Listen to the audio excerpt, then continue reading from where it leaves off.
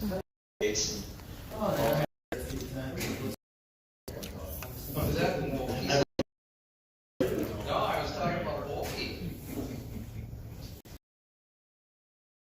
don't really need to see him. I'm still able to chime in. So it's my back and Oh, okay. Too much for you? Feel free to give me a type of little chat, type of message in the chat, and we'll make sure we.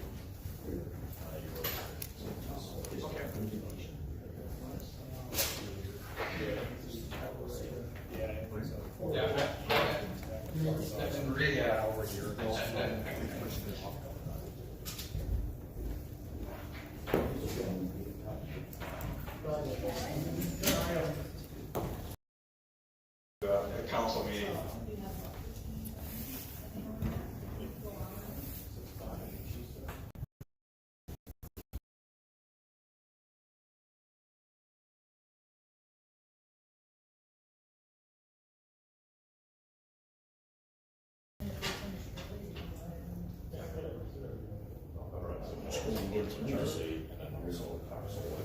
Yes, sir.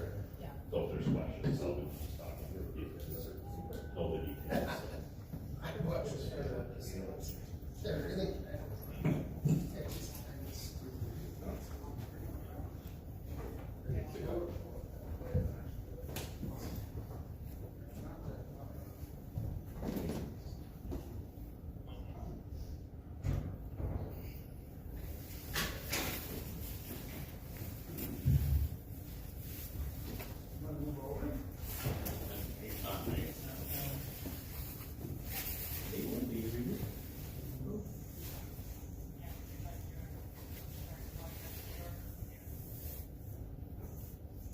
Interesting.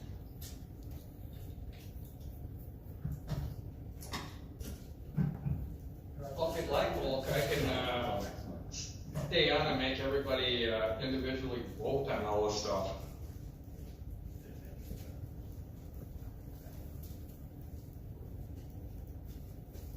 Who you saying?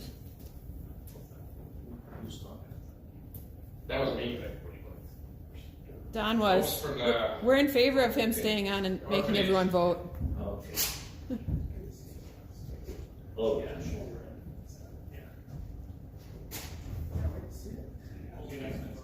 Ah, there you go. Hopefully I can say the same for ours.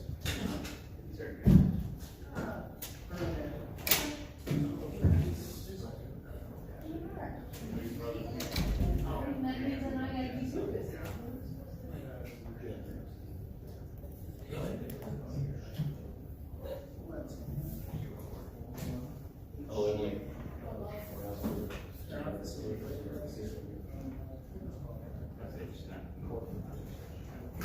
Yes, take education too.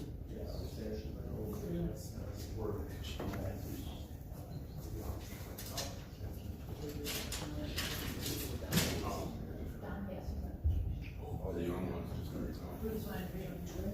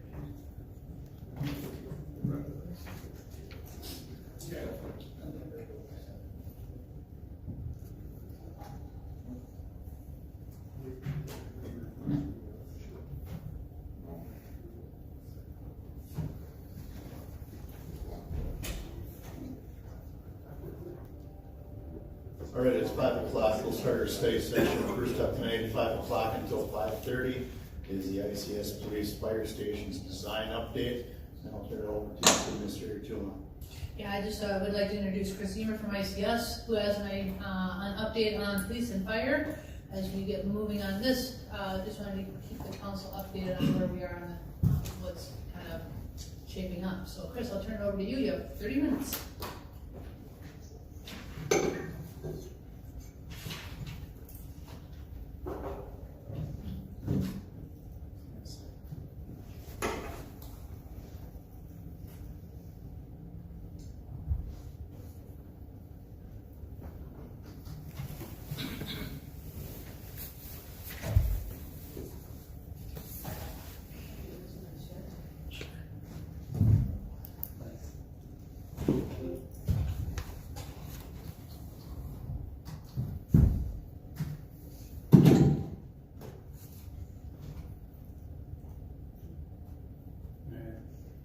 Well, thanks again for allowing me to speak and give an update. Some of these slides you've seen before. The update really is at the end, but I guess we'll speed through some of the past information just so it's continually visited as we go through. Again, back in 2024, we created the task force that met for the majority of 25 that came up with the scopes that we were provided with direction from council in December of 25 to move forward. So again, task force makeup, project delivery model, and then the guiding principles that continue to be the test that the designs are measured up against. So council adopted these as well in December of 25, I believe, and we've continued to measure the designs and the solutions against these. Chris, just can to you clarify, it was 2024, December of 2024. 24, yep, sorry. Can you run back to that task force slide quick? Yep. Because I think there's some people that weren't sure if they want a few seconds to see who all was involved for the last 3 years, 2 years. All right. Thank you.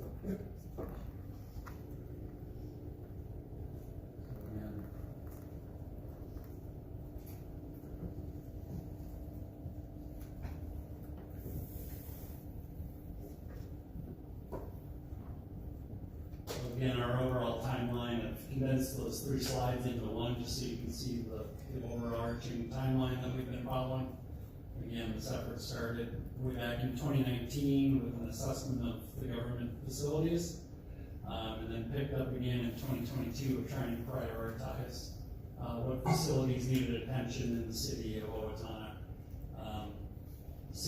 Fire and police were not the only facilities. Public Works was another facility, but when they were ranked along with existing facilities, the City Hall, library, fire and police needs were rose to the top, and those others to be visited in future years. Right now, we're looking at things stay on track, completion of the projects in the spring of 2028. Fire hall, existing fire hall, again, 4-story building is the 1906 building. It's had a series of renovations. I think 1997 they did some dorm resident renovation, and then there were some elevator upgrades down in the early 2000s. The apparatus bay was added in 1997.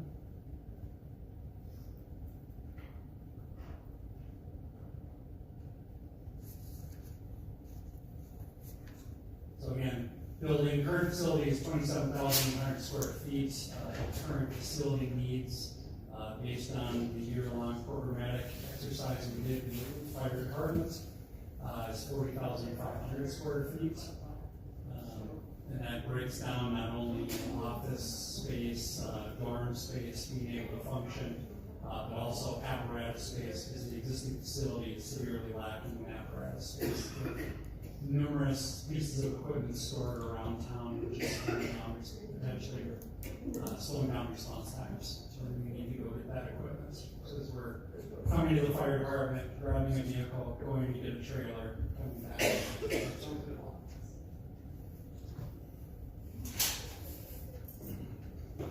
Programmatic deficiencies in the existing facility, again, training facilities is high on the list, but the fire department has done a good job of creating some training facilities in the basement. It's lacking in terms of required space to run some of those exercises. Living quarters are not private. We've got 2 firefighters sharing some of the rooms right now. Lack of dedicated cool-down mental health space, again, becoming a more important need in society as we learn more and more how our first responders deal with some of the things they see on a daily basis. Parking is severely lacking at the existing fire hall, and the existing facility is landlocked. There's no room for future growth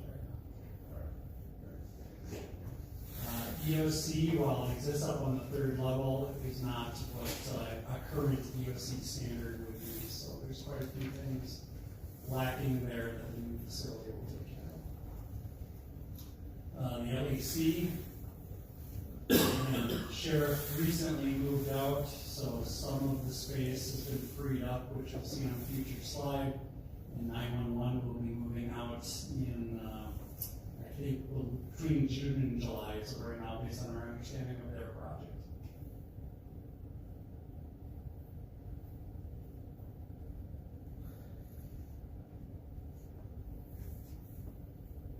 So again, it's a 2-story building with basements, constructed in 1950s. Its existing space is 30,000 square feet. Existing freed up space from the sheriff moving out is 9,550 square feet. When 911 moves out, that'll add to that as well, but you're still 18,450 square feet short. And it's not just square footage you're short, you'd be short in specific programmatic spaces, so the number actually grows a little bit because some of that can take place in the existing building. Facility needs that are current program for the new building is 58,000 square feet. And the temporary swing space, the former district office, is 13,000 square feet, which is short 45,000 square feet, and the site is only about 1.75 acres right now. So the site is extremely small if that were to ever be a future home, final home for police, which it currently is not.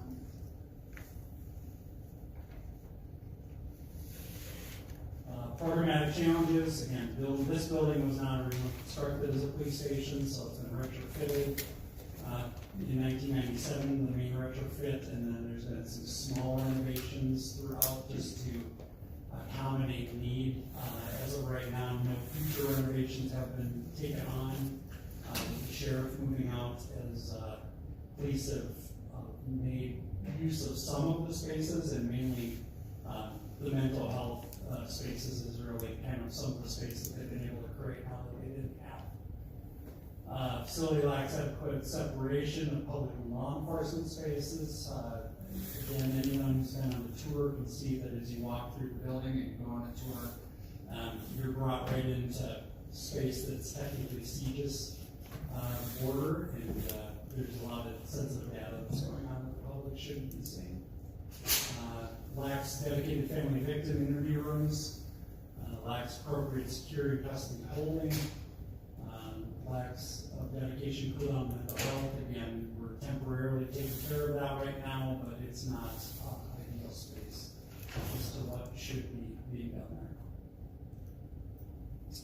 there. Evidence storage, problematic because it's on the 2nd level, and with its restricted access and the way it's set up right now, it doesn't really easily flow for checking evidence in.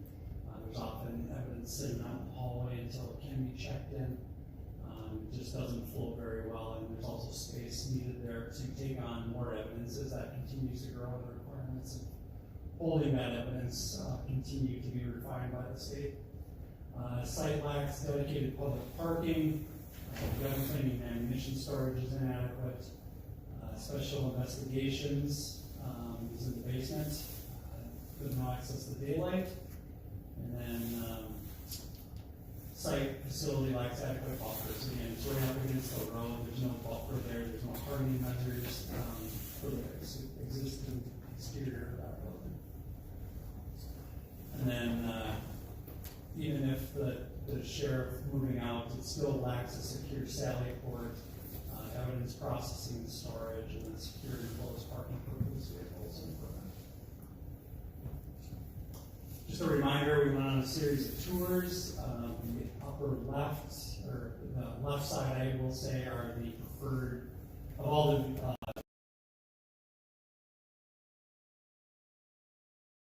and had aspects that did well, maybe not the type facility, but there were takeaways on how to do things better than what the existing facilities are currently doing.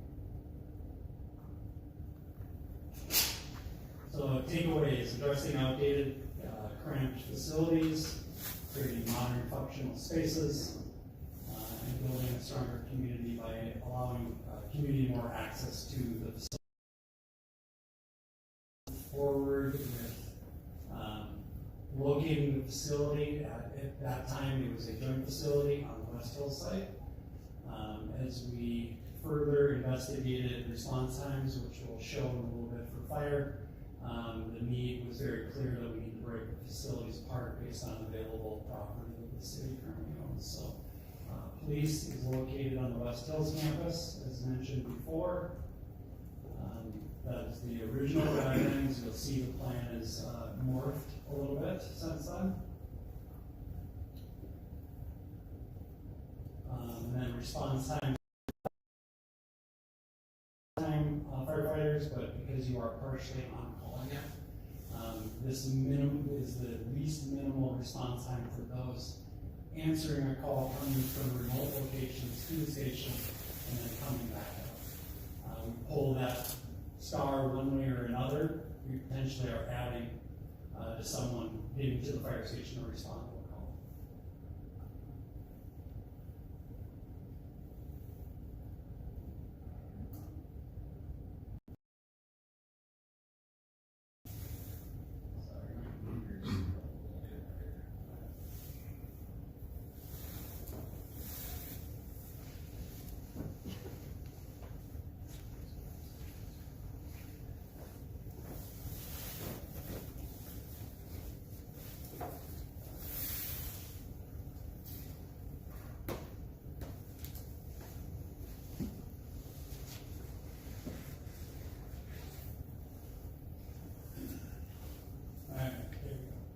So fire department site, again, the city owns the two houses to the bottom there along the vacant lots. And actually, the slide hasn't been updated, but the house with the resident to the immediate right of the LEC approached the city. The city has since purchased that lot as well. So there's enough city property there to put the new fire station. That's an early diagram of that.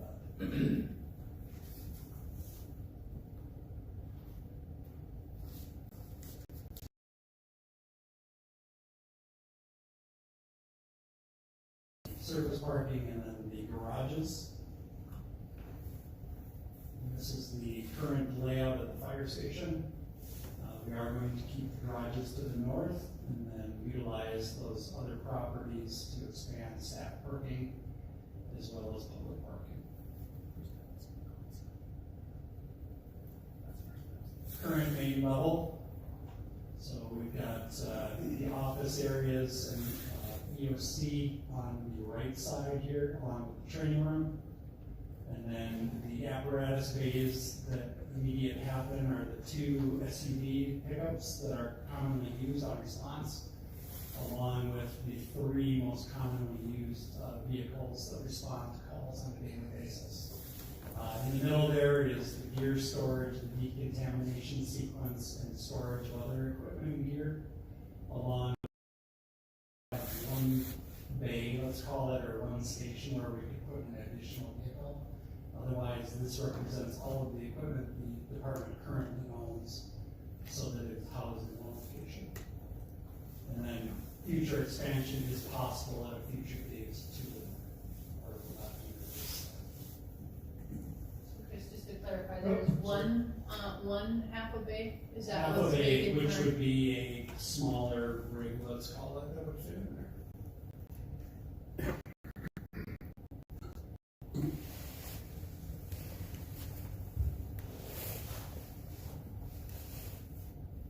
second level, we've got the training in between the apparatus bays along with some mechanical equipment.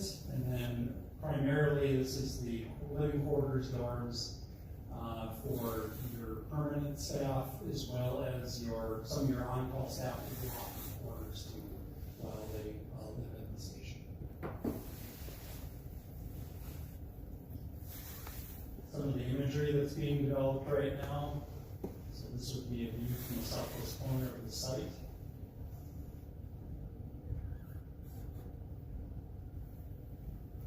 This is a view from the west.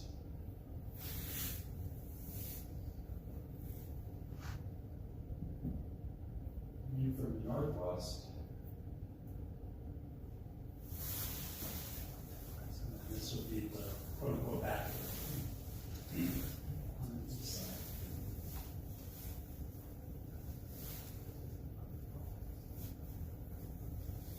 Police station. This is the current site as it exists right now. As you can see, the new station's dashed in on this slide. I think the most important thing to note is that we are actually back a little bit, a couple feet from the front of City Hall, and the entrance aligns somewhat with the Arts Center entrance of the building across. And we're reutilizing the most easterly lot for the senior center as part of this project. This is the current site layout with the gray box being the footprint of the new proposed facility. As you can see, we're realigning some of the streets to create some better intersections so that we're not coming in at angles, trying to look over shoulders as we're exiting and getting clipped by cars. And again, that senior center lot on the east side is being repurposed and reconfigured for some of the visitor parking that would come to the police station. The surface staff lot to the south, and then what's not shown on here is the berm and some landscaping that'll help shield the backside of this building. The retention pond, actual infiltration pond, is the bigger oval there on the right, along with the dash line there.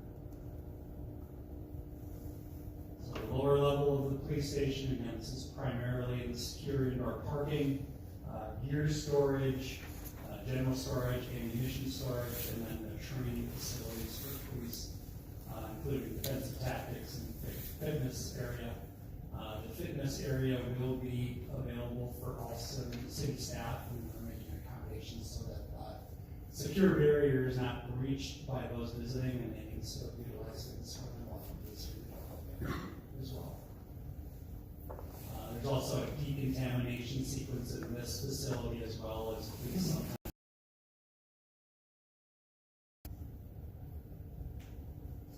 Upper level, so we've got the drive-through sally port, large evidence storage, and then SWAT garage on the upper level. There's no basement under that, and then the basement begins underneath the rest of the facility. The most important thing to note here is that there is future expansion plan. You're not building over the entire garage. So the two white boxes to the right allow this facility to expand in the future if it needs to, with some very minor planned growth within the existing floor plan. Nothing really severe though. Before you go on, Yep. can I ask a question? Yeah. This one, we're short on time. But can you just note, because I know it's of public interest, what's the need for the law enforcement? Can you just highlight a couple of the areas or the areas that we currently do not have a current law enforcement center, or what's the need? So in custody holding is severely lacking in the existing building. Right now, you basically have a room that maybe is about this size. So we're adding that. Secure interview rooms are another lacking component that are adjacent to custody holding right now. They kind of service the same space.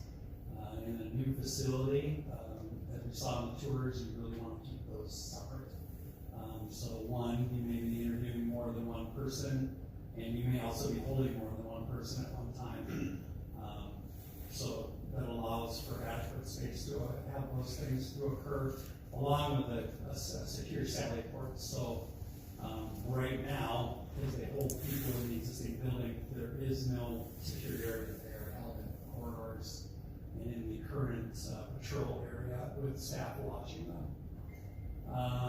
Let's see, training room. We don't have a training room in the existing building that has public access. There is a training space that's being used, but it's also evidence and case study space. So if they are working on a case and they have things pinned up, they have to pull those down before they have a training building, because that cannot be seen by others in the same department and by others that are visiting. Let's see here. Evidence storage, obviously I talked about that, needing to grow a little bit. Interview rooms right off of the main lobby, and those do not exist as well. So, and then just a training room that can be subdivided, whether that's a press event where the chief needs to update the local press on an event, or it's just small trainings and there's 2 trainings happening, it just gives you flexibility. How about the Sally Port, SWAT, large evidence, are we, These do not exist right now. The existing garage serves somewhat as a large evidence room, but it is not secure and separated. and on the slide beforehand, the lower level is really all outside parking or a couple of garages we currently have? All of this parking is outside. Defensive tactics has been moved into the existing safe. That's subdivided into 2 rooms, so it doesn't really serve for a full-size defensive tactics room. They're making that work into kind of 2 smaller rooms. Fitness exists in the current space. Locker rooms are not adequate, nor are there adequate toilet showers for both male and female staff. And then gun cleaning, as I spoke to in our armory space, is adequate and required versus the existing plan. There also is not a place to take care of the canine when the officers in the building. That's something that the new facility will take care of as well.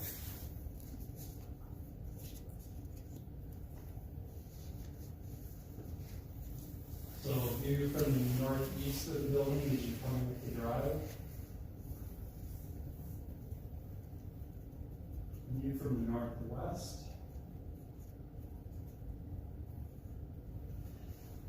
This would be the north, so imagine that you're standing over the art center looking straight across. This is the view you would see.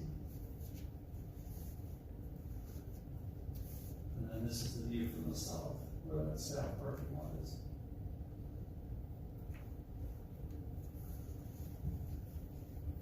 Swing space, again, this is the improvements we're looking at. A lot of this is existing space that we're working on a hard drawing for, so we can put hard estimates to and get quotes, so that this one can happen before we move police out temporarily, which will allow us to demolish the LEC, allowing us to conduct both projects at the same time, which is an overall savings, because time is savings and money.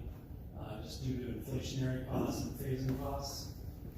So that will save 15 to 18 months of the project if we're doing them both at the same time. The biggest things here are the changing rooms and evidence, or locker rooms, sorry, so that they have a place to change temporarily when they're either working out or, again, if they get blood or biological agent spilled on them, they can come and clean up quick.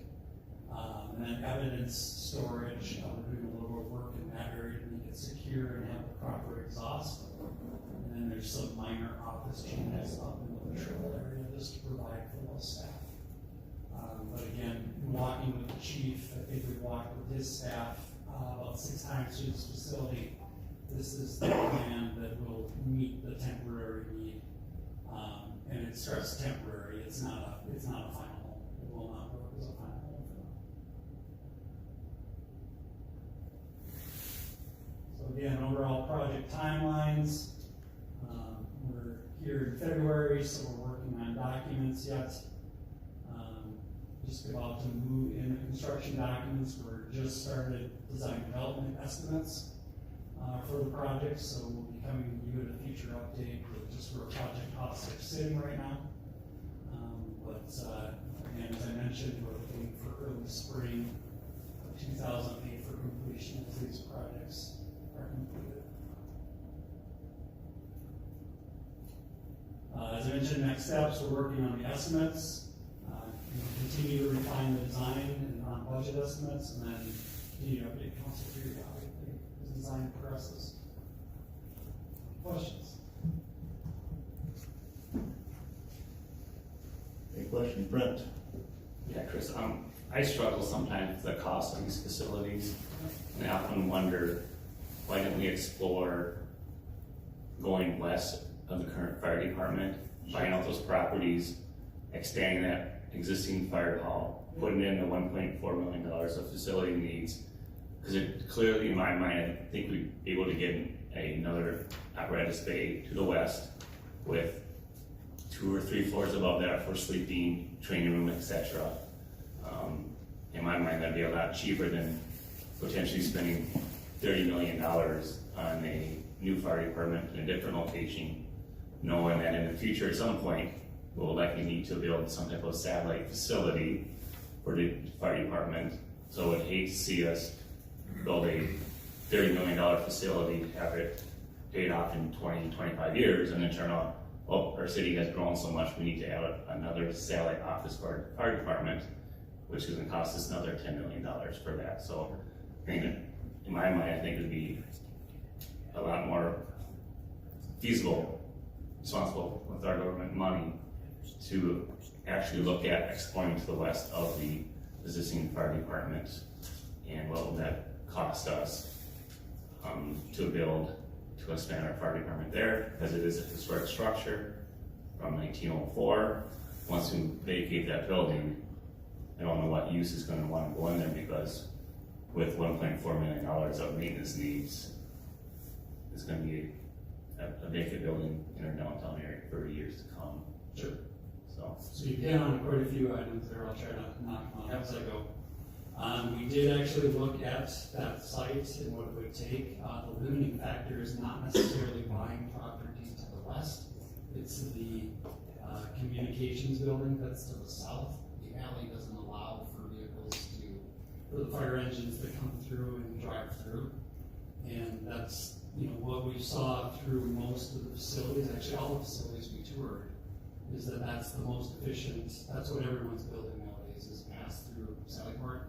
That's not to say you can't back in, but there's a risk of accidents there with the road being there, even with the stoplight potentially coming out in the future. So I know that was looked at. Also, cost of property wasn't in that original estimate for trying to look at that site, so that's a cost that's unknown right now, what those properties would cost. On top of that, you would absolutely need to remodel all 4 floors if you're going to stay there. And that was a pretty significant cost, because the dorms would have to be reconfigured to a more modern layout so that they all have access to a shower and a toilet. They're not sharing toilet facilities. That's an old model that no one is following anymore throughout the country. And then on top of it, yes, you could build an apparatus bay to the west, but now you really have to look at how you're going to reconfigure the main floor. Because the main floor of the existing facility is severely lacking square footage for what Ed and his staff need to operate. And now you've separated the apparatus space, so you're going to have to start making decisions together now. And the one to the east to get the storage equipment, and then you're building the new. So I think by the time we were done, we were easily over 60% of the cost of building new, which is kind of the trigger to start looking at building new versus remodel. that would be a lot less than $30 million. So that's just my thoughts. That's Still got a 110-year-old building when you operated though, modernized. So that's my thoughts for now. All right, it is 5:30. Appreciate it. One question, a comment. Promised Chief Hoffman and Chief Mondale that we're really gonna get after new facilities. And I think we're well on the way to doing that. But I also promised our constituents fiscal responsibility. When we started the project, I think we were at 51 or 52 million, something like that. 54. Pardon me? 54 million. 54 million. And I said right away, I think I could sell my citizens, my constituents, a 49.9. It's a one building facility. And now we split to 2 buildings and added 10 or 11 million dollars. I sure hope that there's room with both chiefs to look at what we can right-size this building and help some of our constituents that are really concerned about $65 million. In comparison, a municipality just north of us built a $60 million jail, and at the time I thought they were goofy. Those folks have 2.5 times the tax base that we have. They've got the city of Faribault, they've got half the city of Northfield, and all of Rice County paying for that $60 million. Well, we've got our 28,000 people paying for that $60 million. And I think there's gotta be some right sizing being done. Whatever we end up with is certainly gonna be better than what we have. And I hope everyone is happy with what we come up with. But $65 million is, I don't know how our taxpayers can take that. So the project budget, to be clear right now, is 61 million. The project budget, to be clear right now, is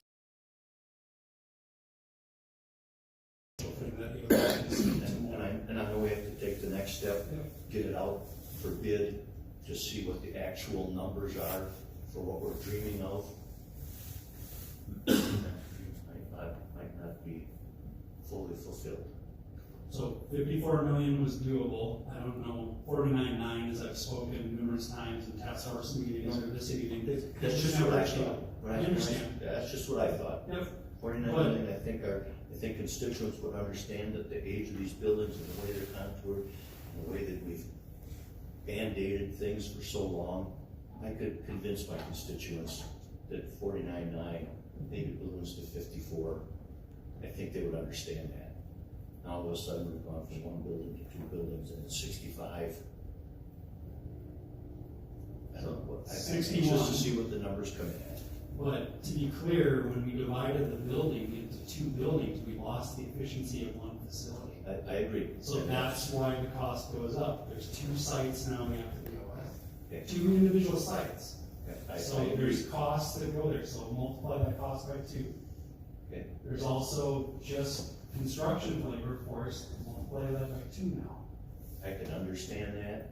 I'm in here looking at it, but then when I walk away from this and think of what Mrs. Jones on the top of Main Street Hill is gonna do. What is TGK, my old business, gonna do? Back in 2017, my little piece of heaven down there in the corner cost me $13,000 a year in taxes. That was at 17.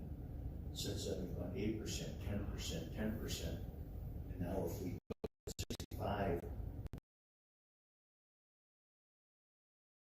I made a promise to the 2 chiefs, but I also made a promise to my constituents that we'll be fiscally responsible.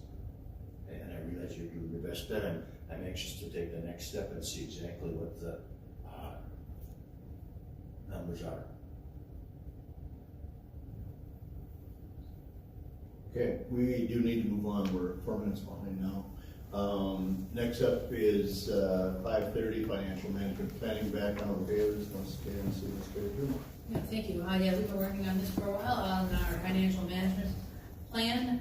Dan is here from the Ehlers Group to give us just a little bit of background what goes into a financial management plan, and I won't steal your thunder, Dan. There you go. That's all you Fine, steal away. And Jackson's gonna switch it over, I believe.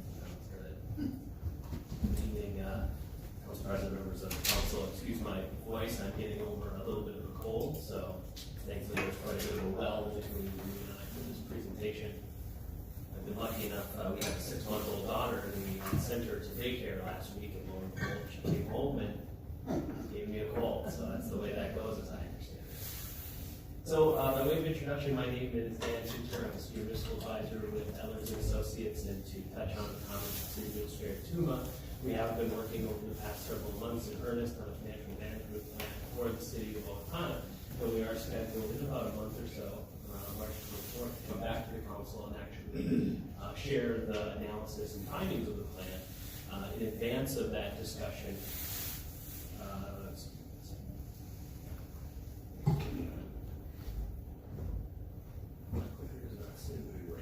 Turn it on the side.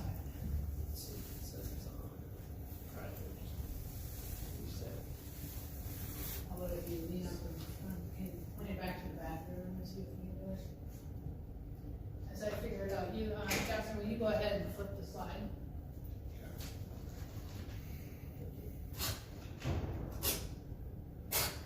But in advance of that discussion, what we're planning on doing is talking to the council a little bit about what is actually included in the financial management plan, the process that we go through, and really give you a better understanding of the undertaking that an FMP is for city staff as well as Ehlers.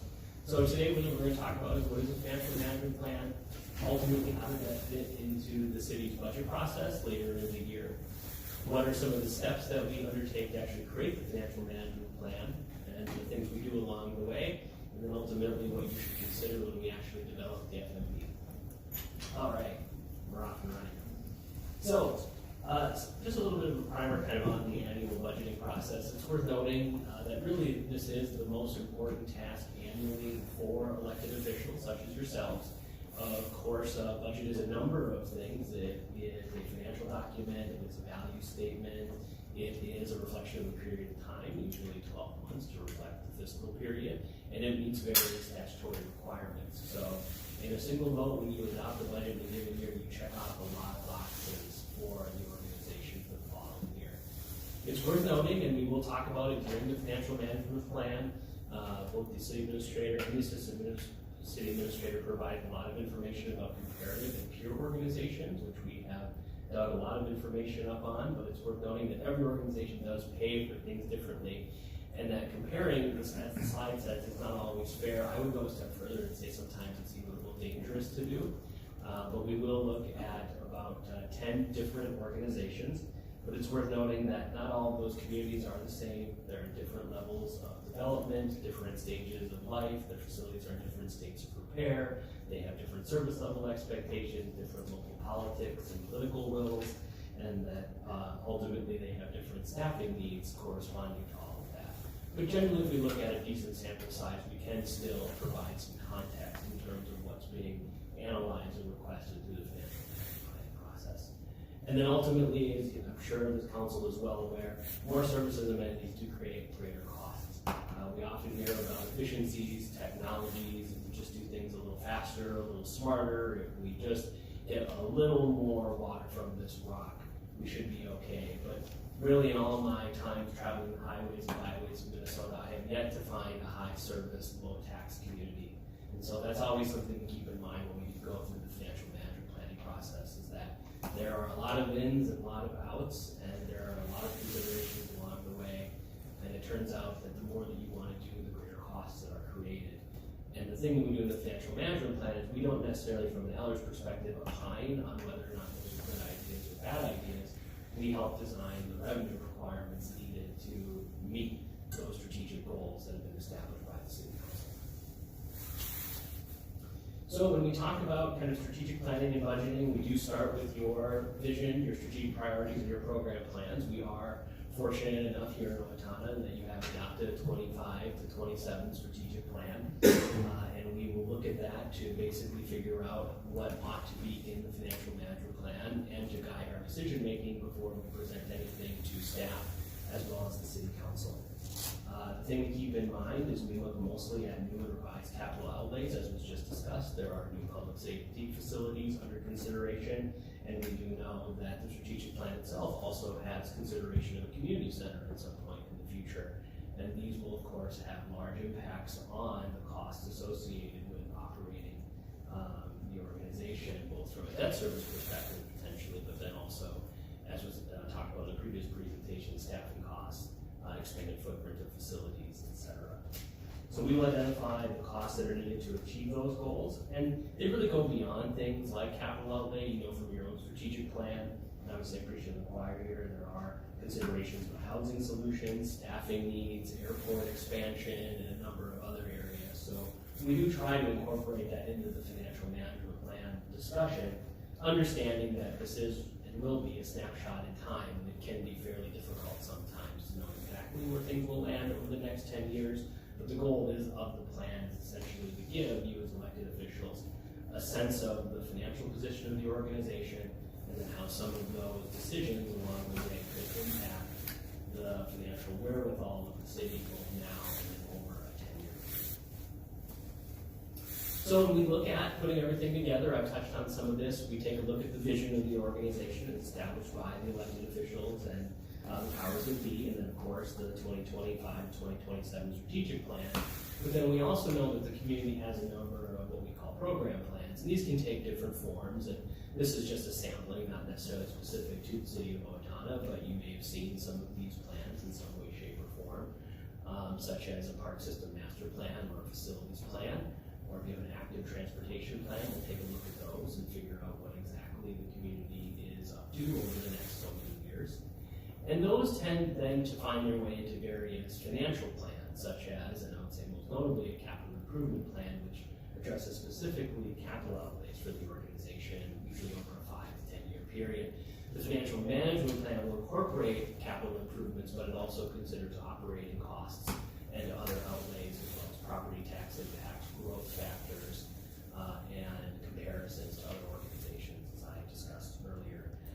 But ultimately, as you can see, one of the linchpins between vision and the strategic planning process, as well as the goals outlined in those program plans, is this financial management planning step. It is the bridge really to your annual budget and figuring out, really, you have all of these great ideas, and now the next question invariably is how do you pay for them? And that's where the financial management plan comes in, where we fold in all of these seemingly disparate goals, strategies, projects, and figure out how they impact overall the financial health of the organization. And in case you're wondering, ACFR stands for Annual Comprehensive Financial Report. That's just a really fancy way to say the city's annual audit. And that's technically what our friends at the Government Accounting Standards Board calls it, and I guarantee you they're as exciting a group as you might imagine. So let's talk a little more specifically about what is a financial management plan. I kind of bandied this term around a bit, but really it is a multi-year fiscal plan for the entire organization. This is Park System, I apologize for the typo, but it's for the entire organization.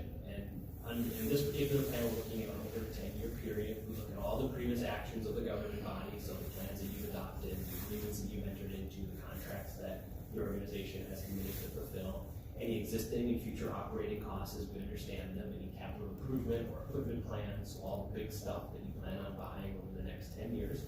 We look at any existing debt, projects that you have completed that you currently have to service bond payments on, and then any potential debt, we just talked about potentially public safety improvements, and from all that we look at the property tax and fee schedule changes that may come as a result of all of those various projects. But really it is designed to basically test a set of facts using a certain set of assumptions over a certain period of time.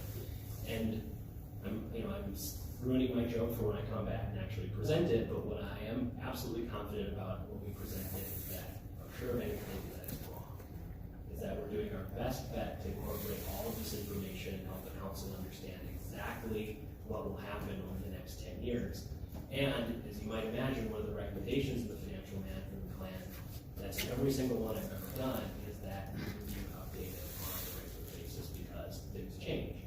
You have a better understanding of the costs of projects. You hire certain staff. You initiate new programs. There's perhaps turnover in the city council, and there is new feelings about how things maybe should happen or not happen.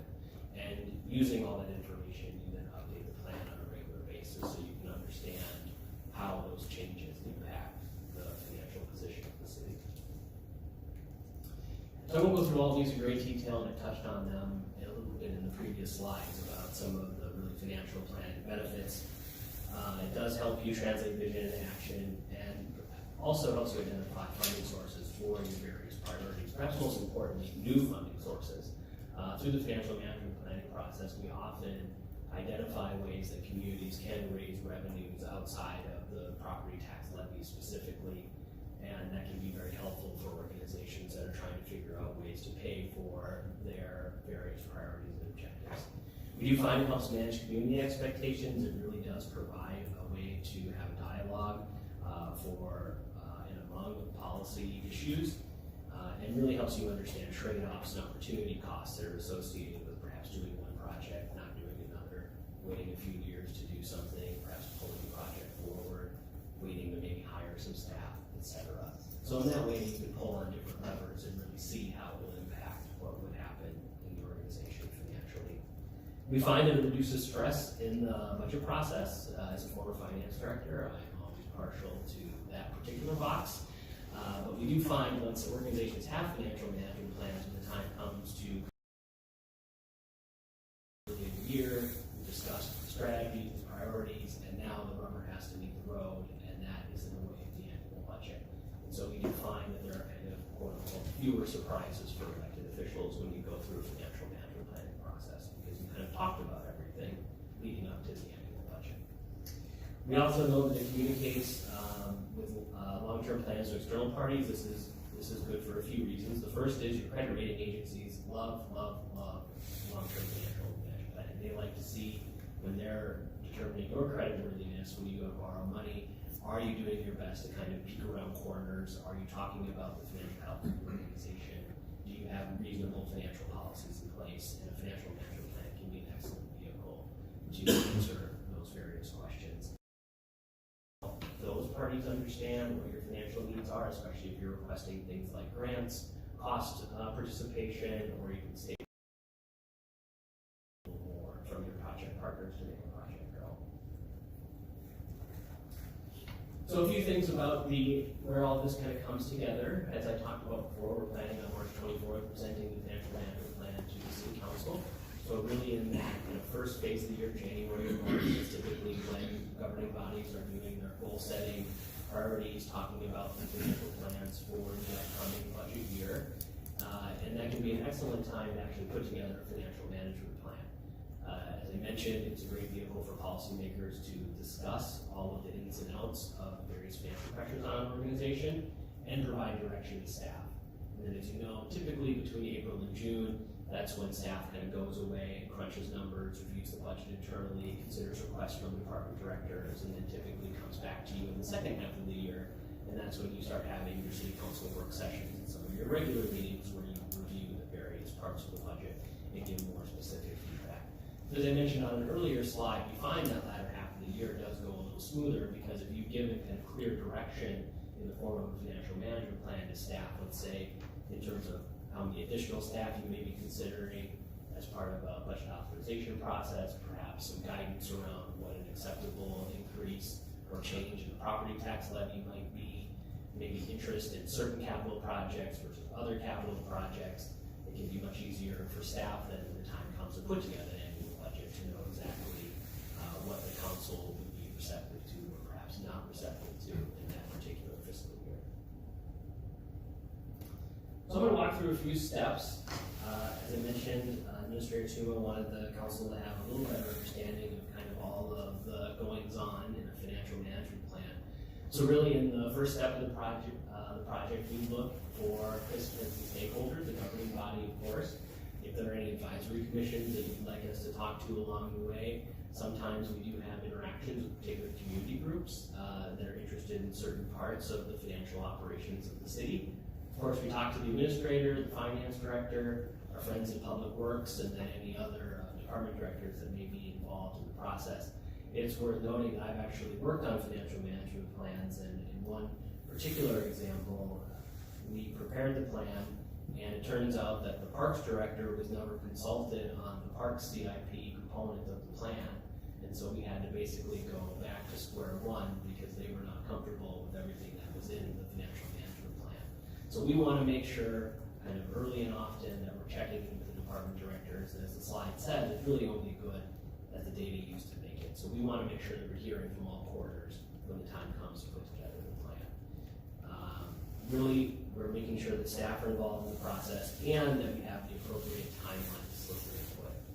We don't want to necessarily rush this. We want to make sure that folks have the opportunity to give their feedback.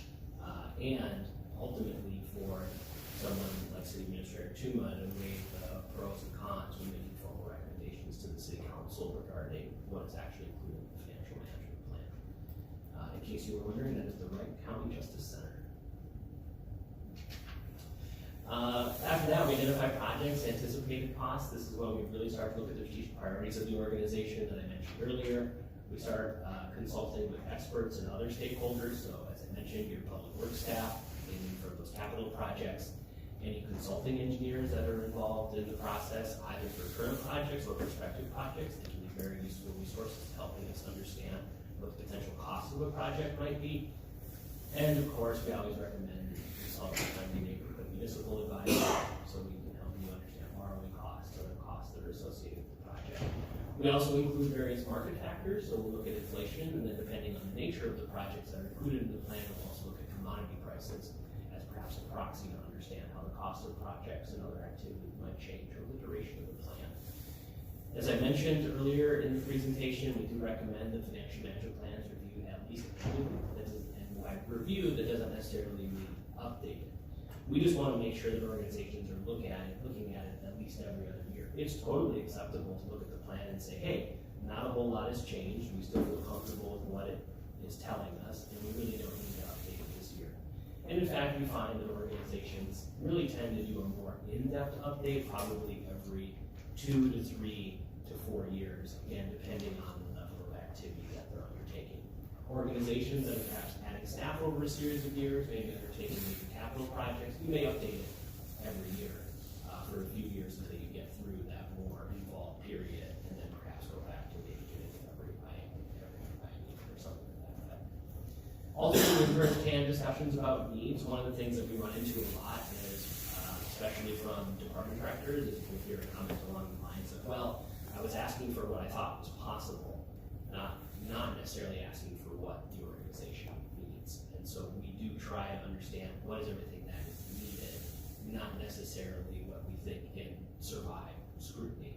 And that's mainly making sure that the appointed and elected officials have a good understanding of all of the needs from all quarters of the city. So when you're actually weighing those trade-offs and opportunity costs, you understand perhaps what you're giving up versus what it is that you're funding through the financial management plan and ultimately the annual budget. We like to use reasonably conservative estimates when we put together the financial management plan, and that's primarily because what we like to do is to show that expenses will increase slightly more than revenues. That naturally creates a gap in the plan, and that's generally because we have found over time that it's easier to come back to a group of elected officials and the community at large and say, hey, it turns out the costs were a little less than we thought, and the revenues are a little more than we thought.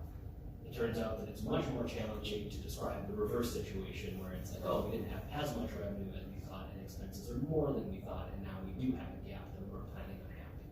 It's always easier to solve for having less of a gap than more of a gap. And so generally, the plan tends to be set up in a conservative way in that manner. And, so I know you're curious, that is the Grand Park Exhibition Center that is currently planned by the city of Rochester. Right now at an estimated cost of $48.7 million.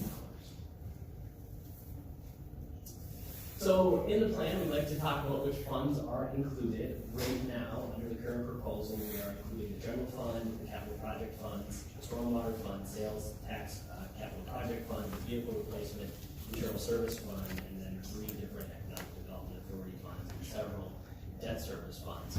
It's worth noting that generally financial management plans look at governmental funds or the box on the left, and that is because they are funded primarily through the property tax levy. And so when we're doing a financial management plan, we tend to look at those funds supported by property taxes. If we were looking at proprietary funds, we tend to use what are called utility rate or fee studies, and that is primarily because those are a different methodology. So when you're thinking about your public utilities, for example, when we're trying to figure out what the user fee should be, that's a different calculation and a different methodology than using the property tax system, which is quite specific and outlined in state law. And so for this iteration of the plan, we're only looking at those handful of funds. It's worth noting that at some point in time in the future, the city could do a utility rate study or a fee study on some of those proprietary funds. We do find that once organizations go through the financial management planning process, they tend to then want to do utility or fee study in a similar way.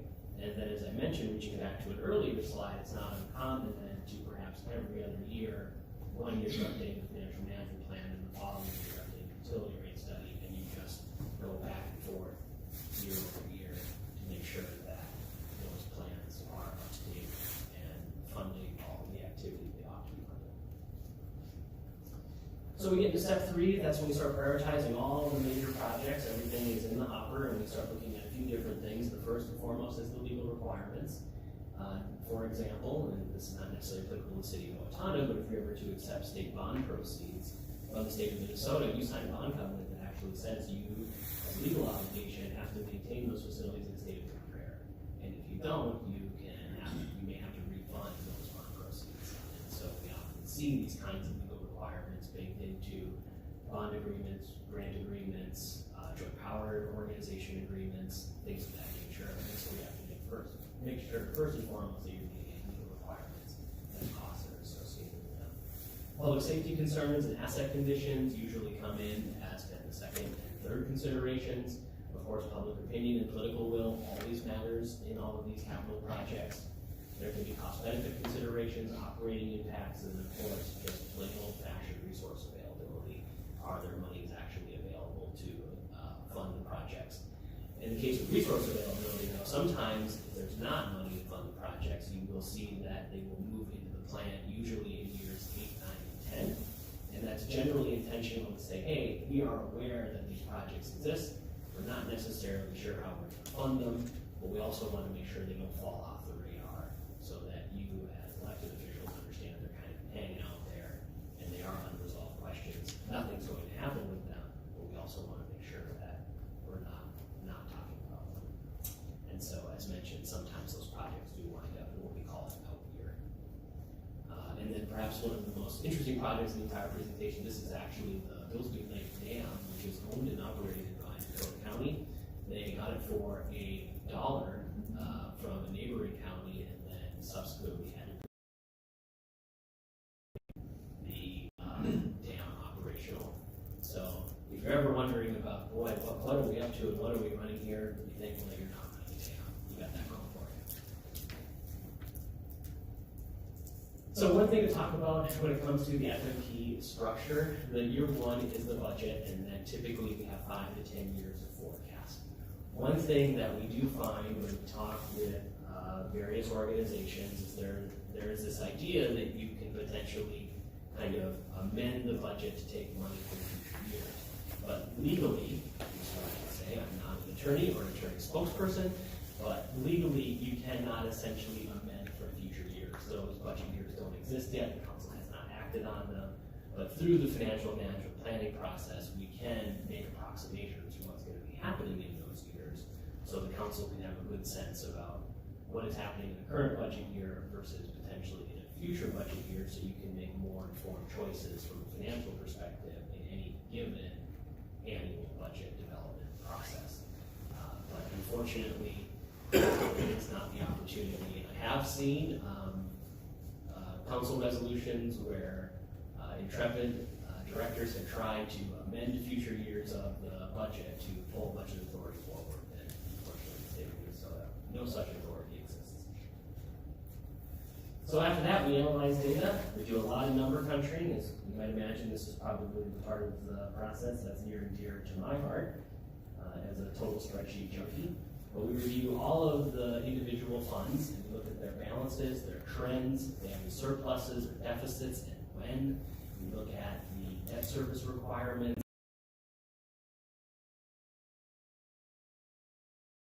other budget impacts, operating costs that are related to new capital projects. So, for example, if a new facility was coming online, what does that mean for utility consumption, custodial costs, grounds and maintenance, etc., and figuring out exactly what ought to be put into the operating budget We also look at related capital costs, usually in the forms of deferred maintenance that will happen at some point in time in the future on new facilities, and that should start to be included in the plan. This may sound a little Lincoln-esque, but I like to say that things having been built have to be maintained, so we try to bake that into the plan, so there are no surprises in the future about where are we going to get the money to, let's say, replace boilers or chillers, or do roof repairs, what have you. And then ultimately, as time goes on, we refine those project cost estimates to figure out what things will actually cost. Going through the facilities process, we start with the concept, and then as those projects become more approximate, you get better information, better costs, and we will refine those estimates over time.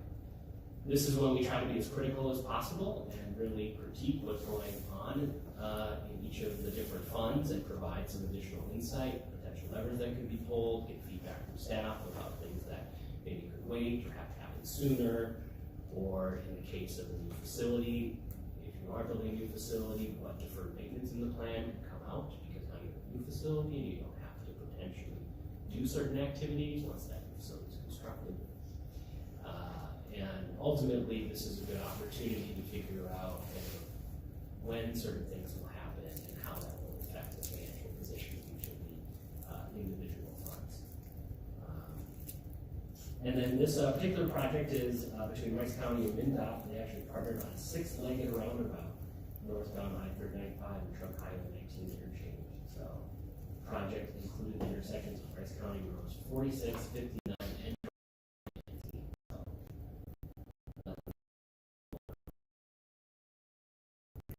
That identify some existing and new, look at a number of different things, both from a local perspective. Perhaps there's opportunities to use additional special assessments or fund balances, property taxes, local option sales tax. Although I should say, having heard from some folks living in Minnesota cities at a seminar I was at recently, we're not supposed to call it local option sales tax anymore, it's just local sales tax. So instead of lost, I guess it's list. So you got that going for us. Bond proceeds, if you have any TIF or tax abatement revenues that can be applied, or any service revenues or potentially charges for service. One thing that City Administrator Tuma has pointed out that we will talk about as part of the plan development is perhaps the inclusion of park dedication fees to support park system expansion and certain improvements to the organization. So I'm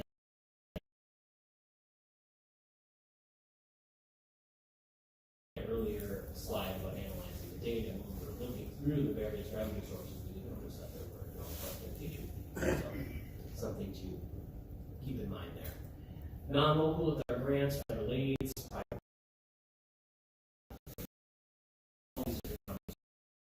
legal restrictions, and so when we are weaving together the tapestry that is the financial management plan, we look at all those legal restrictions to make sure that what is being suggested to fund the various projects and activities actually meet the requirements outlined in state statute. Then we prepare the model. So this is the only numbers that are actually in the presentation, but I couldn't help myself. This is actually my alma mater, the city of Fridley. This is their IT fund. And ultimately what we ended up doing when we put together the financial management plan is we look at the various funding sources. So in this example, property taxes, local government aid, and then interest on investments. As you can see in 2025, there's about $340,000 coming into the fund. And then in that year, their capital plan expenditures totaled a little over $450,000. So you can actually see they're drawing down the fund by about $125,000. And if you look all the way down at the bottom of that orange box, you can see that they would end up being under their fund balance requirement by about $70,000.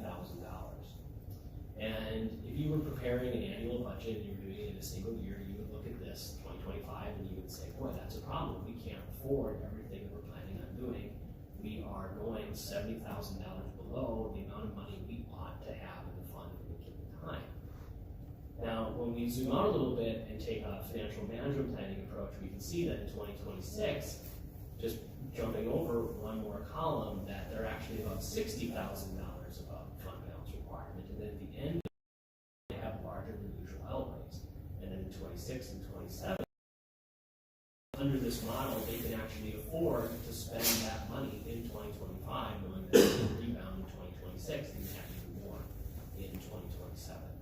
And so this approach helps this organization actually avoid debt. Most of the time what you would do when you go to look at fund balance requirement in an IT capital projects fund is you likely issue an equipment certificate to pay for that equipment. Here we see that's not necessary because in the following year there'll be enough money in the fund to support that larger outlay. So that's really a long way of saying the financial management plan can save the organization money and helps them buy things regularly. So just a little bit of a reminder, why do we talk about cash and fund balances and why do we have requirements for them? Really, organizations like cities, you get more money at certain periods and certain intervals. So in the case of property taxes, you really only get your property taxes twice a year. And then you have to cash flow the operations of the organization in between those settlements. And so really, we end up seeing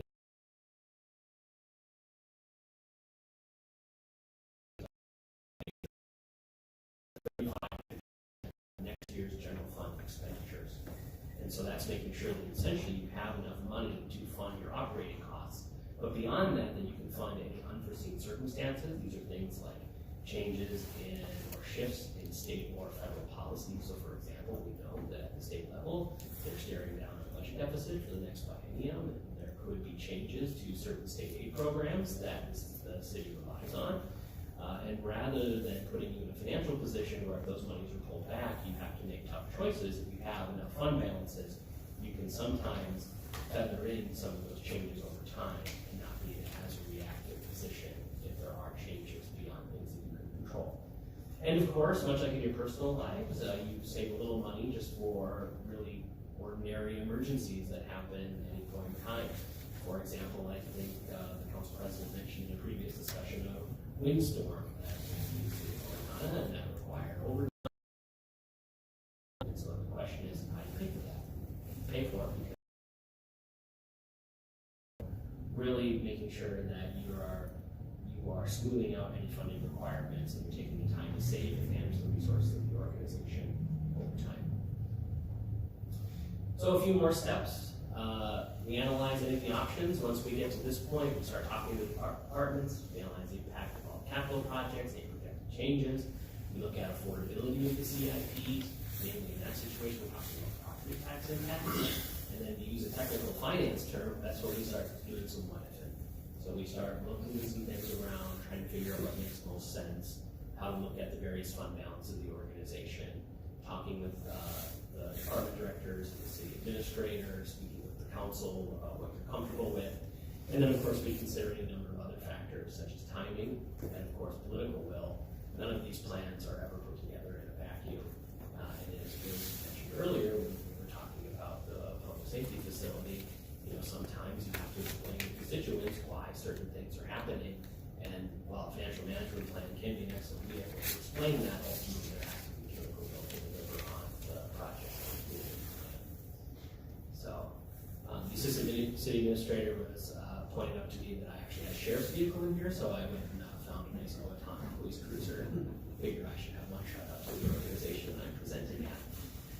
But we do look at alternatives to aid the review process. So oftentimes this means that we will put together multiple scenarios. You may recall we talked about the public safety facility bonding options. We had option 1, option 2, option 1A, option 1B, option 2A, option 2B.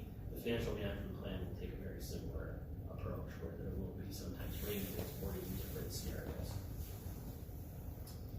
After that, we start having some discussions with the council, so we start reviewing all of these different scenarios with you. We disclose and review our various assumptions. We try to provide the information.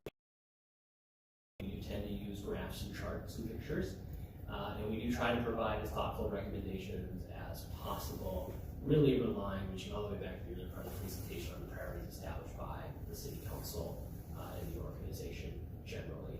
And as always, we're always ready for more analysis and considering other scenarios. One thing I always like to do here, and it's mentioned on this slide, is we take the time to remind the city council about all the things that you have already decided.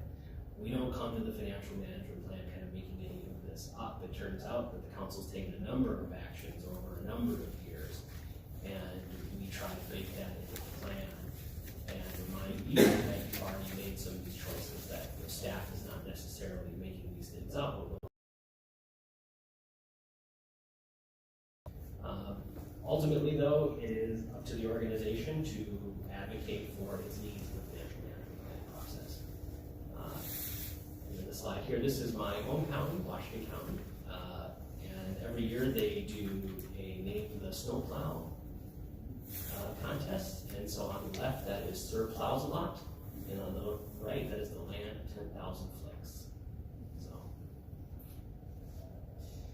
So then after that, we adopt the plan. We typically ask the governing body to formally accept it, and that's because it outlines all the assumptions and similar factors clearly. That gives clear direction to staff that you're comfortable with those assumptions.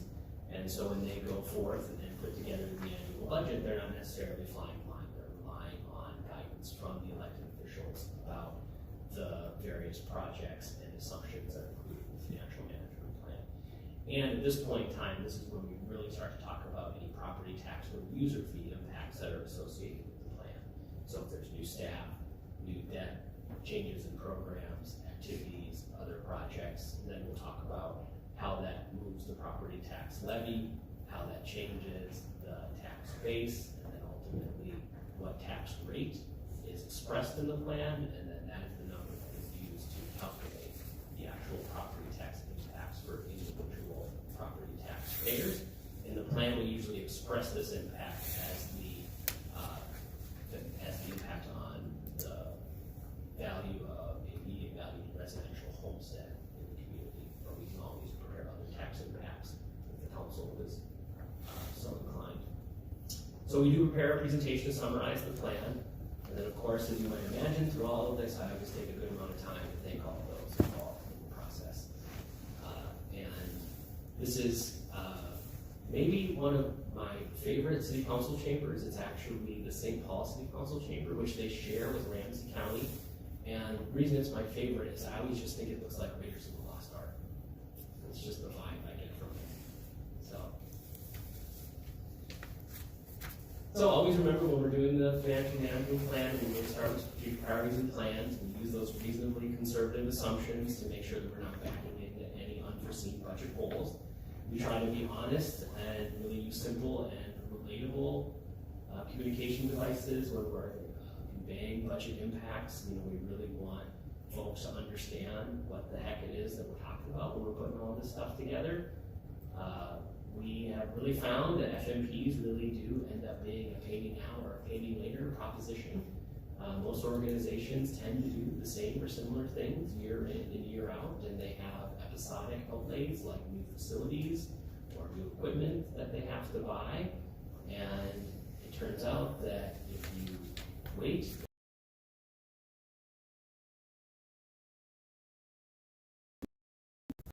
considerations as to why you should wait, but ultimately our entire economic system is predicated on inflation, and so we do see that come through in the financial management plan. And I'll give this reminder probably a few times. Every organization does pay for things differently, but that also means that there's an opportunity to be quite creative when we're putting together the financial management plan. So I always encourage elected officials to press us for new interesting ways of doing things.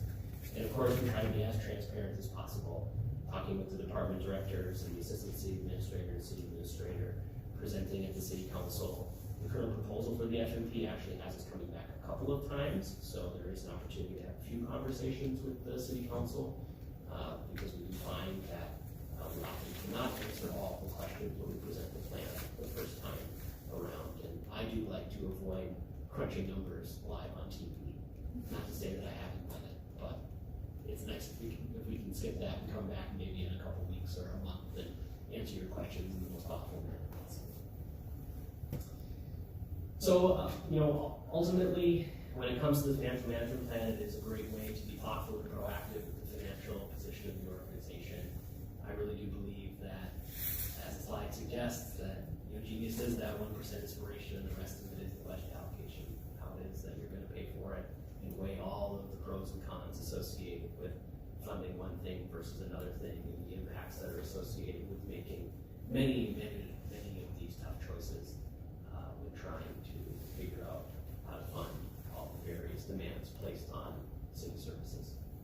So with that, I'd be happy to answer any questions about the financial management planning process. I know that was a tremendous amount of detail, but we will be back in about a month to actually go over some of the numbers, and we'll talk a little bit about the process then too, just to give you a reminder about how we got there. But do thank you for your time this evening. All right, thanks, Dan, appreciate it. Next up is the 6:15, the update on the fire vehicle replacement fund with Fire Chief Ed Hoffman in the office.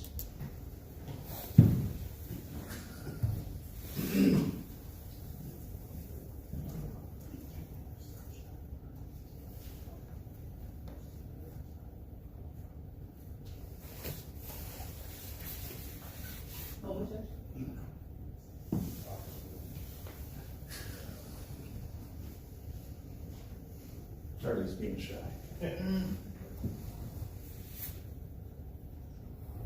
Charlie's never shy.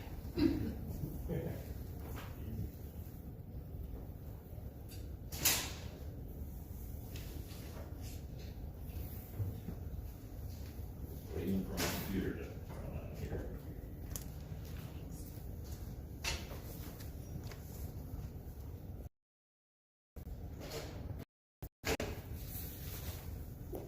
So as Ed's getting his computer synced up, we have a vehicle replacement fund. Each department has one, and we buy our equipment out of that fund, as you know. And so you are ready to go. Yep. I'll turn it over to you. Well, thank you. I'll try to speed this up real quickly, but let me know if you have any questions. Goal tonight is just sort of to lay out a little bit of the fire department's vehicle replacement plan and then upcoming purchase we're currently working on for a replacement fire truck. With me tonight, do I purchase our trucks from the past? So again, I'll go quickly. These are just sort of bullets I'm gonna breeze through here. Starting out, I introduce the folks that are with me to help answer questions. Some of this you saw last time I was here talking about the Rural Association. So a little background on how we put together when we purchase our trucks. One of the things is National Fire Protection Association. They have sort of standards, guidelines that sort of guide us through every part of the fire service. When we look at vehicles, these are some of the things they have in their recommended best practices. The fire truck is 15 years as a frontline apparatus, and then it can move into a reserve status for about 15 years. But they recommend that after 25 years, vehicles are replaced. Based on that though, what we're looking at and sort of the plan we're working towards here in Owatonna with the fire department since I got here is for our large fire apparatus, getting on a 30-year cycle. So when we purchase a truck, we use it for 30 years. In the steps with that, you can see here, the first 10 years, it's our primary engine. That's what we're taking first out to calls. After 10 years old, then it gets put to a secondary status where it's still responding to calls. It's a second out truck. If we have 2 calls or bigger calls, it's responding with it. So it's still a frontline apparatus, just our second out truck. And then after 20 years, we move it to a reserve status. So it's a truck, if one of our trucks goes out for service or whatever, we bring it out and we can use it for that. So basically, we're NFPA sort of saying 25 years. We're looking at more 30 years because again, we have that 3 trucks and it makes sense to replace them on that cycle. Some of the other vehicles we have in our fleet, again, we have the support vehicles and pickups. I'm not going to talk a lot about those tonight. But with those, getting equipment, our grass rigs, things like that, we're looking at more of a 10-year plan on that. Part of the reason for that is so that we can trade them in and get some good value for them before they're basically extended their whole life. We saw that in the police department, trades in a little bit more frequently to get that trade-in value, so that's why we're looking at 10 years. And then our aerial device, again, we're looking at 30 years for that, just because the cost of it, it's low usage, something we need for our community, but again, putting that out there, it's not something that goes every year. And as you know, our vehicle replacement fund, Dan was talking about that, we make a contribution every year. Fire department, that's one of our bigger line items into that fund. Here's just a high level of our fleet. You can look at it, I have it sorted by anticipated replacement date. So these are our primary vehicles, our pickups, support vehicles, and our fire apparatus. You can see our oldest truck in the fleet, we've actually pushed it out a few times. It's a 2001 pickup truck. We use it for, utility work. It's one of our grass rigs. It's older. It's starting to rust a little bit. Our weed inspector uses that in the summer. It's still operating, doesn't have much trading value, so we figure we're gonna stretch that out a few more years, so we push that out. Tentatively, that's scheduled for replacement in 27. It'll be 26 years old then. The main truck talking about tonight is 9702. It's a 1994 Pierce truck and purchased in 94. Our planned vehicle replacement plan had us replacing it in 27. I did put an asterisk to that just because of, on the next couple slides, I'll talk about the lead times for the trucks and how long it takes. They're 3 to 4 years, 5 years out, so we won't be replacing that in 27, but if we did replace it in 27, it would be 33 years old. Yeah, that's a reserve truck. It's not a day-to-day truck that gets used. It's actually out at the airport. It helps support. If we had something at the airport, it could help us out there. One of our other trucks is down for a few days for maintenance. It comes back, we put some of our equipment on there, we use that as a backup truck then. And then you can see the other trucks, but for sake of time, I won't go through all of them right now. So, like I said, the one we're looking at replacement is 9702. It's a 1994 truck. That's a picture of it there. You can see some of the specs there. Currently 32 years old. So as we're getting ready for the replacement of that, we've done similar how we've done it in the past. We formed a committee. Charlie's been helping lead that. Made up of some of our full-time fire staff, some of our paint and call, and also working with our city shop because they do a lot of maintenance on it. We wanted them to have some input on what we're getting to. So we looked at, what have we currently been using for trucks? What do we need for that? Maybe there's some features we don't use, other ways we can help save some money. So reviewing basically all the specs on there. We created a spec. We worked with Pierce, again, McQueen is the distributor of the Pierce trucks, to get a little bit more firm price on there. So that brings us to what we got for initial proposal. Again, the truck that we configured, you notice our current two first haul trucks, 9701 and 9703, are basically very similar. It's the same model. Having that standardization helps us for response efficiency. The same equipment, same spots, they're operated very similar. Our city shop can maintain them better. We don't have 10 different brands of trucks. So that was sort of our starting point. So looking at the Pierce and Bell model truck, the specs, it's actually a little bit bigger pump than what we have now on that. But then also with the pricing, with this, the same way we've done the last couple of trucks, we looked at the HGAC and Sourcewell, so the big government consortium pricing features. That's how we purchased our last two trucks. And getting our prices off of that, so it's not necessarily going out for bid, but it's using these consortium prices to purchase it. The current price right now, we're looking at an estimated $1.4 million per truck, and we pulled some equipment off of it. I don't think we really added a whole lot, but as you go forward, things get more expensive. We're talking about buildings, Sam's talking about facilities, things like that. The production time right now is out there at 44 to 50 months. So basically, best case, it's probably going to be 29. We were to order it now when we take delivery. So the truck that's replacing 9702 will be about 36 years old at that point. Do they give you a price guarantee? If it takes 4.5 years, it's gonna be more expensive by then, probably double again. No, it won't, and Tom can help answer some of the pricing questions and how that works. When I zip through a couple more slides, and then if we have questions, I'll these two now, and I help with that. So. All right, sorry about that. This is that's fine. This is my last slide. So as I mentioned, we're putting right now in 26 we have budgeted for the fire department $230,000 of our budget is going to our vehicle replacement lines. Basically my second biggest line item in our budget, second only to our labor costs. At the end of 25 we had a balance of roughly $858,000. By now what's budgeted put in this year, so the end of 26 we'll be at 1.1 million. And if I take that out to 29, if we put the same amount in that we're currently doing today, that'll be right around $1.4 million. I'm looking forward to talking to Abdul this morning and working with Ehlers as we flush out this vehicle replacement plan too, to get it on a good cycle, so we are saving enough as a goal and making sure we're meeting the needs of the department going forward in the future. So, that is what I had, and just wanted to give you the overview of what we're doing, and we're working on getting the specs flushed out, nailing down some costs, and looking forward, because it is, like I said, 44 to 50 months out, placing the order sometime soon to lock in these prices right now before there are price increases again.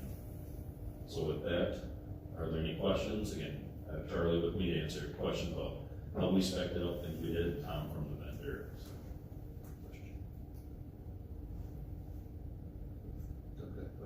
Oh, no. Okay. Yeah, I've got a couple of them. One just for the taxpayers listening, you know, sometimes we have that levy, and the price goes up. Folks, it's just not just because what we're spending today and this year, is putting stuff aside for expenses like this. When you order a truck, could we order a truck today and put a down payment down? Is that how it works, or just tell them you want it and then they? There's sort of both options, and that's what I see our next step is working with McQueen on how we can do that. So there are options. If you prepay, yeah, you can get some discounts if you pay it all up front. There's also, we can basically put the order in now, not pay anything and wait till delivery, and pay basically the price then. So there's different options on there, and working with our finance team and McQueen on what is the best for us. If we have money saved up and looking at. Did I hear that one? They're not city-owned equipment. Right now, they are not leaking. We had the older one did have some problems with the actual tank on that. The rural, and they own the trucks, they replaced the tank on it. There's some additional repairs that need to be done on that. That does not come out of the city budget. That is currently out of our rural association pays for that. The old ones, we trade them in? The old trucks, so when we got 703, our newest engine, we put our, the one who's being replaced on auction and ended up selling it. I believe it was a training institution in Texas that purchased it. Again, there isn't a whole lot, when they get to be 30 years old, there isn't a whole lot of market for them, but we do try to get as much money as we can. Thank you. I've got one question. It appears that our next major expense comes in 2036, which isn't as far away as it used to be. What is the replacement cost going to be on a new aerial truck? Right now, I think in our vehicle replacement fund, I have 2 or 2.2 million in there for that. We've been having discussions internally though, and really looking at what does our community need. We have the aerial device we have now, again, it's getting older, you can see it was purchased in 09. It has a lot of flexibility. That may be more, to get something like that, it's probably gonna be close to $3 million. I know that's a guess, I don't even guess on that. Yeah. But we're looking, does our community, it's nice to have, it makes it great for firefighters, but do we really need that? So we've been discussing, what do we need instead of, replacing it like for like, what does our community need? Also working with our neighbors, with mutual aid. So, okay, do we need to get something extravagant if we call Faribault or Wasika or someone too? So making sure we're complementing each other too and not spending more than we need. So we're looking at ways of So we could potentially be looking at only spending $1.5 million. To be honest, I think by that time, we're probably looking, to get a very basic aerial device, maybe just a stick or stuff, we still might be close to $2 million. Okay. But again, if we were looking at the Bronto with the articulating and the stuff we have now, that could be, over $3 million. For our numbers, it's gonna be expensive though. So that's why we're, like I said, really looking at what do we need for our community. Okay, thank you. Thanks, Chief. If you guys have anything else to throw out there, but I appreciate it. Like I said, our next step now, we'll start looking at some specs, looking at some different ways of financing it so we can bring back the official proposal to you guys. Okay. Thank you. Thank you. Thanks, Chief. Next up tonight is our update to the proposed ordinance for the use of ATV, UTV golf carts within the city limits. And Chief Mondale is here for that. Good evening, sir. Good evening.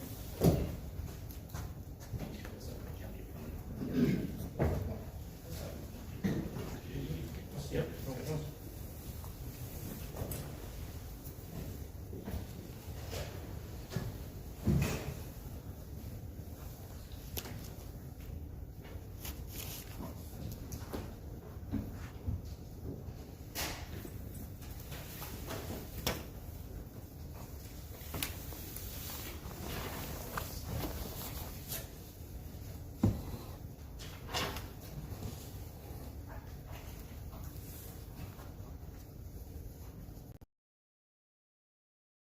February 10th, you were provided a draft ordinance of the proposed UTV golf cart ordinance. In addition to that, there's a few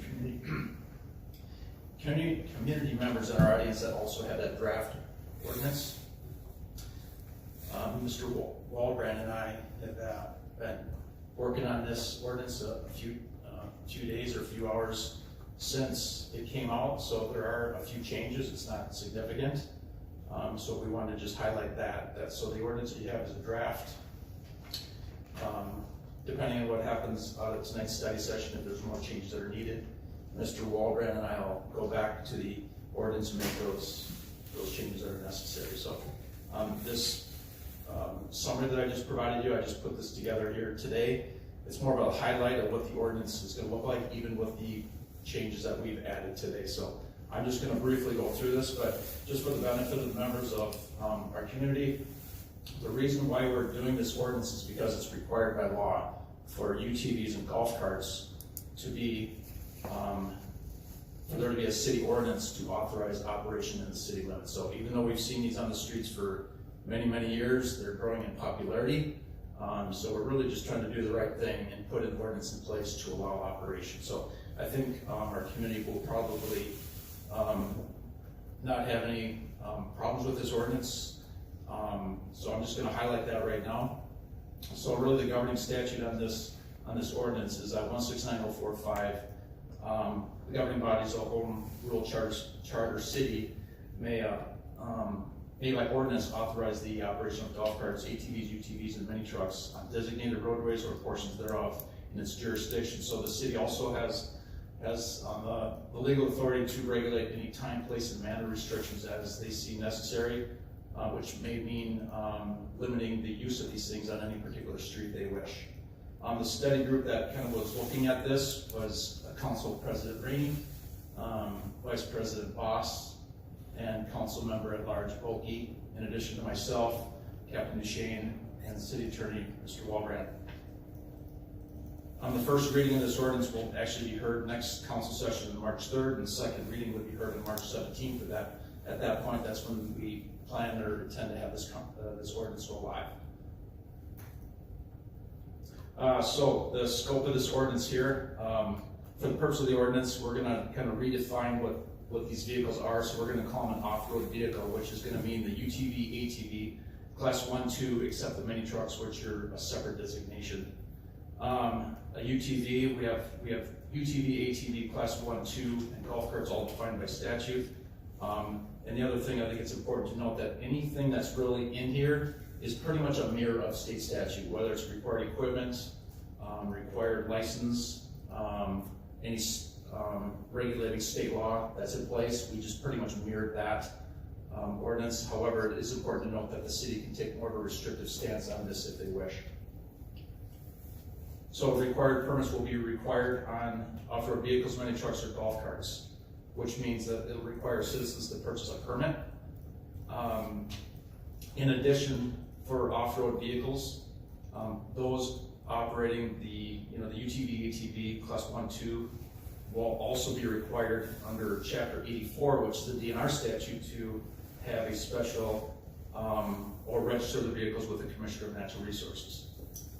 Insurance will be required on all these vehicles, off-road vehicles, mini trucks, and golf carts on public streets. That's governed by state law. Designated roadways, starting with off-road vehicle and including mini trucks, they will be permitted on all public streets within our municipality with no restrictions on location. Golf carts, there will be limitations. Council's recommendation, or our work group recommendation rather, is to propose that these remain on streets at 30 miles per hour zones or less. They can cross perpendicular streets. They can cross They can cross speed limits with higher speed zones as long as they're crossing in a perpendicular manner. So for example, if you're on 7th Avenue, Hall Road, and you want to cross 26th Street because it's regulated with a higher speed zone, you have to do so in a perpendicular manner. Or if you're crossing Bixby Road from Sherwood Heights, you can cross in a perpendicular manner and use Havana Road. Other restrictions, no downtown driving, which is going to be bordered with Rose Street, Elm, Mill, and Oak. We have similar ordinances in place for like bicycles and skateboards, and they also have a downtown theme. They're not exactly the same as this recommendation. We chose these streets just for the purpose of Grove will be an accessible street, whereas for bicycles and skateboards, they can't be on those streets, so or on sidewalks rather. They will be able to be in this downtown district with a special use permit issued by. Our recommendation is no operation on Oak, Hoffman, and West Bridge Street. West Bridge Street was not listed in the original draft ordinance. We spotted that as an error, but that was our recommendation to prohibit West Bridge Street operation. They can't be used on trails, sidewalks, or paths, except we do recognize that folks that live out in Mossy Creek, it's going to be over the speed limit, and number two, it's a tight roadway, so the exception is they'll be able to use that path from help me, Mossy Creek, what's Country View all the way over to Partridge. They'll be able to use that path to reach either Rose Street, to continue down Rose Street, or maybe use the golf course to, if that's acceptable, to cut through the golf course to go to the clubhouse.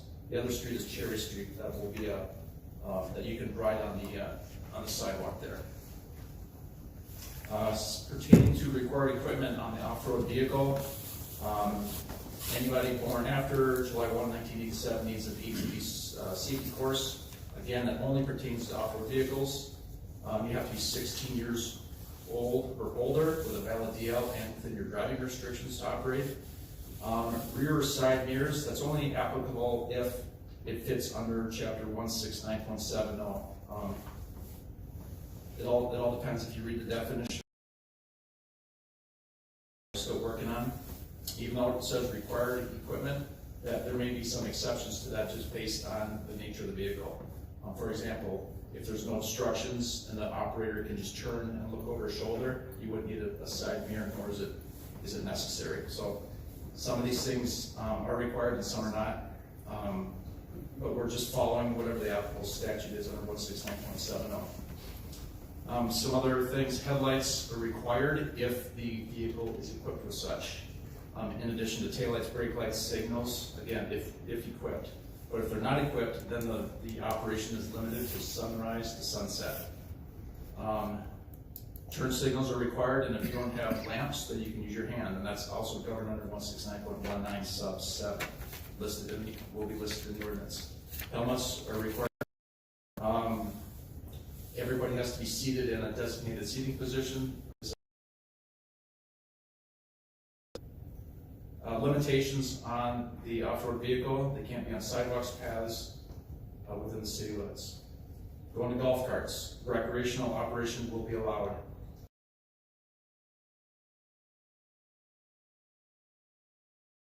DL within driving restrictions. Again, this is something that the city can impose tighter restrictions. Headlights, taillights, brake lights, signals if equipped, and if not, you can operate between sunrise and sunset as long as there's not inclement weather present. You have to have a slow moving vehicle sign in a rear view mirror, again, if it's applicable. Signals and intention to turn, again, following the Minnesota state law, you can use your hand, or if there's a lamp, you can use lamps. Occupants, as long as it doesn't exceed load capacity, and everybody must be in a seated position for transport. Limited use, not on sidewalks, paths, or trails within the city, except on Rose Street, as I said, Cherry Street, and you have to keep to the right. They can only be in speed zones 30 miles an hour or less. Waiver of liability is required, and this requirement rests with the permit holder, operator, and occupants. And the city assumes no responsibility for accidents or injuries. The city is exempt from registration, so they can operate at any time and place for trail maintenance or emergency situations. There's a penalty statute. First 2 violations are petty misdemeanor, and then after that it's enhanced to a misdemeanor if you have 2 or more violations with a 12-month period. Registration fees will be required, and that will be established by city council. to resolution and listed on the master's fee schedule.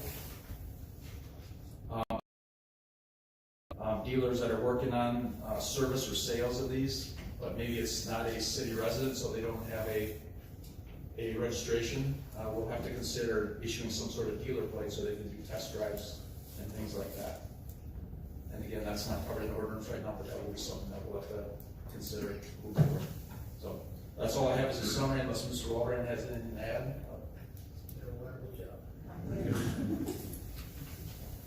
Any questions, council? I've got a question for you guys. On the side-by-sides, are most of the engines 1200 cc or less? Yes. Okay, so that will not be an issue. There's only just a couple models that have recently come out that are considered 1500 cc, but they're a utility vehicle. They are lower horsepower, so they're not performance oriented. It's more of just a sales number, if anything. Okay, thank you. Anyone else have questions on this?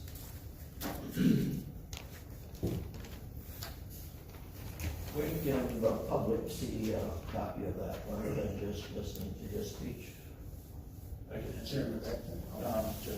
Mr. Walbrand and I need to just add a few adjustments to this since that February 10th draft. So when we're done with it, maybe in the next few days. And then can we give you feedback after that? Sure. I don't know where it can be posted on the city site or just word of mouth. We can send it out.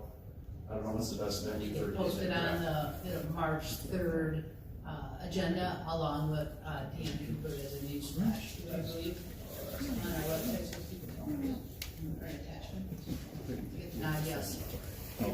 So it would be the March 3rd. The best place for all access for all city residents would just be the March 3rd city council agenda packet. That's where the official one will be, and then Chief, will you be ready by the end of the week possibly, that we could share it on the website?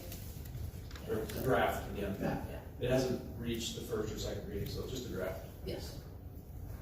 We'll make sure that gets done. I would just add quick that Mr. Matichek here is to me, our expert consultant, so as you read through it, if you have any questions, make sure you talk to Chief Mundale, because we value your input on that. We're trying to do this properly for you. Yeah, no, it was pretty good. Okay, thank you. Anything else?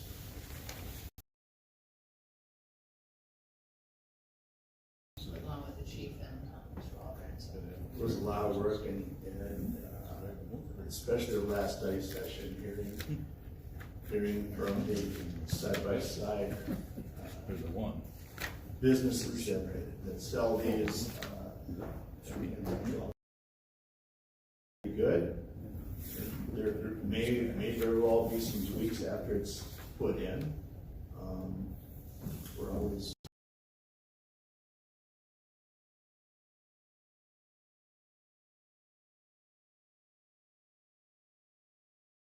Suggestions, who should they reach out to? You can email myself or Chief. Just so you know, this tool would be one that would take your suggestion or advice or whatever. Criticisms.